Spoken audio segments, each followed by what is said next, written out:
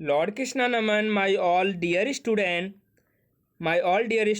now we discuss about universal indicator. Universal indicator is a mixture of several indicators. It shows different colors at different concentration of hydrogen ion in the solution. Okay, pH scale. pH scale एक ऐसा scale है जिसके माध्यम से आप acid और base के बारे में जानकारी ले सकते हैं. A scale for measuring H positive ion concentration in a solution. किसी सॉल्यूशन में एच पॉजिटिव आयन के कंसनट्रेशन के बेसिस पर P in P H stand for potenz. P means होता है पोटेंज. ये जर्मन वर्ड है.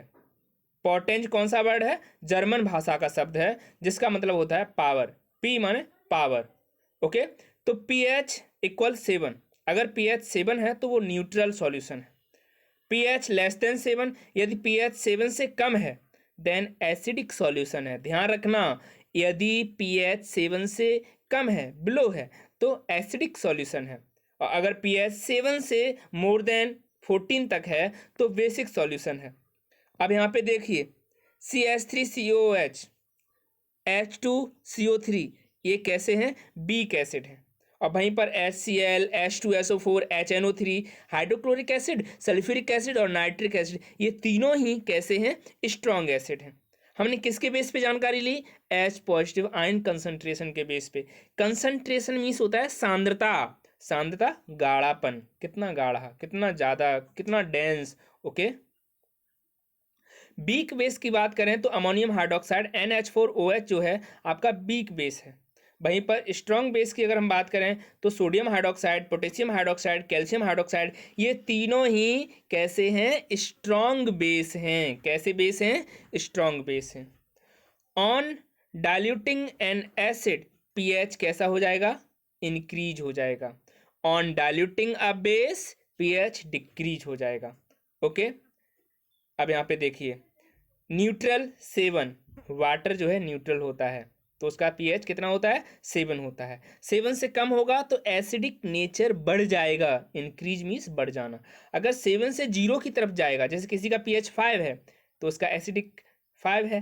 अगर किसी का 1 है तो 1 ज़्यादा मतलब एसिडिक नेचर का होगा. ठीक है, वहीं पर बेसिक की बात करें तो 7 से 14 की तरफ जाने के लिए पीएच जो बेसिक नेचर बढ़ जाएगा. मतलब ज़्यादा पीएच मतलब 14 या किसी का 13 है तो वो ज़्यादा बेसिक है कंपेयर टू किसी का 7 या 8 है. ठीक है. Important of pH in every life. Plant and animal are pH sensitive. Plant और एनिमल जो है पीएच सेंसिटिव होते हैं. Our body work the pH range of 7 to 7.8. हमारा जो शरीर है वो 7 से 7.8 पीएच पे कार्य कर सकता है.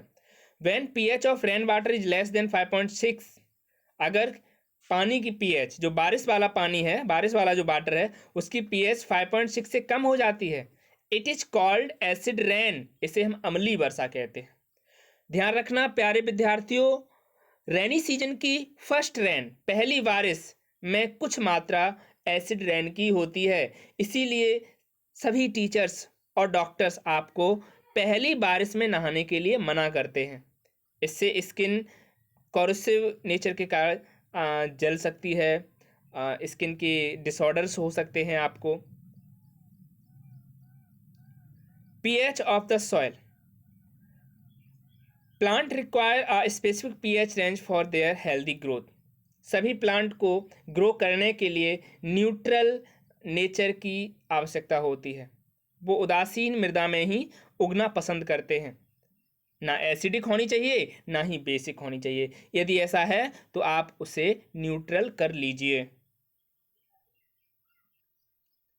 प्यारे विद्यार्थियों, पीएच इन अवर डाइजेस्टिव सिस्टम. हम अपने डाइजेस्टिव सिस्टम की बात करें तो अवर stomach produce HCl acid which help in the digestion. हमारा जो स्टमक है उसमें HCl प्रोड्यूस होता है जो कॉम्प्लेक्स फूड मटेरियल को सिंपल फूड मटेरियल में चेंज कर देता है. During indigestion stomach produce more acid and cause pain and irritation.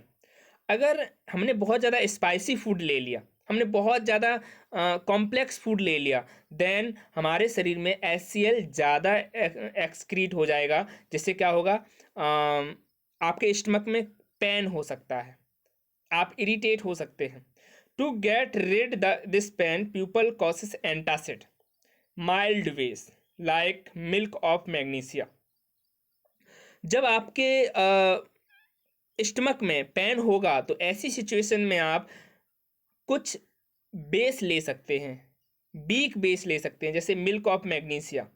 आप इसको लेते ही आपको आराम मिलेगा, क्योंकि आपका जो HCl है वो न्यूट्रलाइज हो जाएगा। ठीक है। pH change as causes of tooth decay. अगर माउथ का pH बदल जाता है तो आपके टूथ में क्या हो जाते हैं, डीके हो जाते हैं, है ना, गैप हो जाते हैं। Tooth decay start when pH of mouth is lower than 5.5। जब आपके मुंह का यानी कि माउथ का जो pH है 5.5 से नीचे जाएगा, यानी कि आपके माउथ में एसिडिटी बढ़ना स्टार्ट हो जाएगी। Tooth enamels made up of calcium phosphate, आपके दांतों में सबसे ऊपरी जो सबसे हार्ड लेयर है जिसे हम इनेमल कहते हैं, कैल्शियम फॉस्फेट, जो कैल्शियम फॉस्फेट से बनी हुई है, ठीक है, does not dissolve in water but corrode. ये पानी में घुलती तो नहीं है, लेकिन इसका क्षरण स्टार्ट हो जाता है। कोरोड मीन्स क्षरण होना, टूटना। when pH is lower than 5.5 due to acid produced by degradations of food particle by bacteria। ये कब होगा, जब आपके माउथ में बड़ी मात्रा में बैक्टीरिया जो है फूड को पार्टिसिपेट करके मतलब डिग्रेड करेंगे।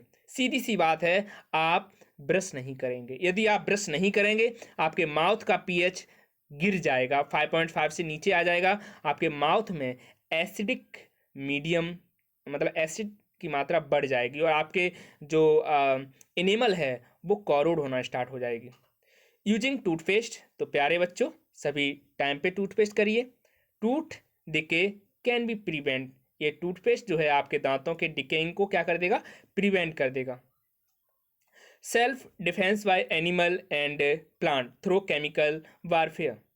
Being stings leave an acid which causes pain and irritation. Use a mild waste like baking soda or stings area give relief। आपने देखा, जब मधुमक्खी आपको काट लेती है तो आपकी उस सेल में वो सेल जो है अपने मतलब अपने आप को कंट्रोल नहीं कर पाती। आप सेल सिग्नलिंग पढ़ेंगे बड़ी क्लासों में, तब हम आपको समझाएंगे सेल किस तरह से अपने मतलब अपने आप को कंट्रोल नहीं कर पाती। वो बहुत कम टाइम में बहुत ज़्यादा सेल डिवीजन होता है, जिससे क्या हो जाता है, सूजन आ जाती है। ठीक है। तो bee stings leave an acid which causes pain. जब मधुमक्खी काटती है तो बहुत ज़्यादा पेन होता है, इरिटेशन होता है। आप यहाँ पे माइल्ड वेज का यूज कर सकते हैं, लाइक बेकिंग सोडा। आप बेकिंग सोडा का यूज करिए स्टंग एरिया जहाँ पे काटा हुआ है आपको। ठीक है। दूसरा है stinging hair of nettles leave inject methanoic acid causing burning. तो यहाँ पे आप जो हेयर्स हैं इन पे नेटल्स लीफ को इंजेक्ट कर सकते हैं, क्योंकि ये मैथेनोइक एसिड कॉज करता है, बर्निंग जैसा पेन होता है। Rubbing with leaf of duck plant, ऐसे में आप डक प्लांट की जो पत्तियां हैं उनको आप रब कर सकते हैं, तो आपको यहाँ आराम मिलेगा। pH ऑफ साल्ट, तो साल्ट का pH क्या है, strong acid plus strong base. अगर आप स्ट्रॉन्ग एसिड और स्ट्रॉन्ग बेस का अगर आप रिएक्शन कराते हैं तो न्यूट्रल साल्ट बन जाता है। Salt of strong acid plus weak base, तो आपने अगर यहाँ पर साल्ट स्ट्रॉन्ग एसिड रखा और वीक बेस से रिएक्शन कराते हो तो अभी तो स्ट्रॉन्ग एसिड तो स्ट्रॉन्ग ही है ना, तो आपका साल्ट एसिडिक नेचर का होगा, pH कम होगी 7 से। साल्ट अगर स्ट्रॉन्ग बेस है, वो सॉरी स्ट्रॉन्ग बेस की रिएक्शन आपने वीक एसिड से करा दी तो भी बेसिक साल्ट बन जाएगा, तो pH यहाँ पे 7 से ज़्यादा हो जाएगी।